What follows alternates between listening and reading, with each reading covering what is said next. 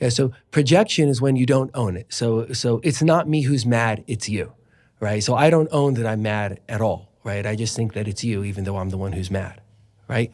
Displacement is what comes out of us, or our attribution can shift, right? It's not this person who's making me angry, it's that person, because that's a safer person, right, to be angry at, right? Or if I'm then going to take out my anger, right, instead of metaphorically kicking the person who might respond to me in a way I don't want, maybe I kick the dog that's helpless to respond back, right? So that's displacement. Projective identification is there's an expression of an emotional state inside of a person that then becomes contagious to other people, even though the person isn't trying to do that. If the person says, I'm going to make you anxious, that's not a defense mechanism anymore, right? So here's an example. I think this is the best example of projective identification. So for a little bit of time at work, I would occasionally lose my keys, right? So then I'm trying to go and I can't find my keys, right? So they say, oh, I don't know where my keys are, right? So I start expressing something, right? And I'm anxious and I'm tense, right?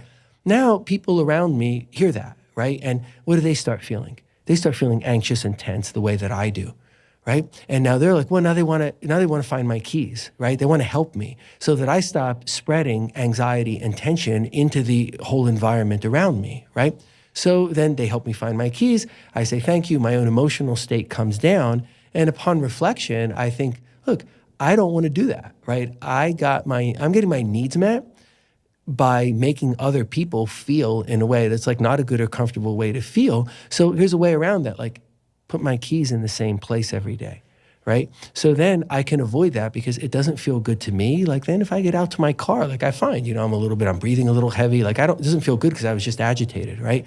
And I did that to other people too, right? So it's an example of how projective identification works, and it's kind of a simple example, but it shows it's happening all the time. All these things are happening all the time, but we can become aware of it. Then I don't lose my keys. I don't have to feel bad about it. I don't have to activate myself for no reason, and I don't have to activate other people for no reason. So sort of thinking and reflecting, like change that thing for the better, and it can do it with much bigger things too. Thank you for those clarifications. I'd like to touch on humor for a moment. Sure. Obviously, humor is a wonderful thing, or can be a wonderful thing. I've also seen a lot of examples of where very smart and or accomplished people, because those are not always the same thing, use sarcasm as a form of humor, and it can be very funny.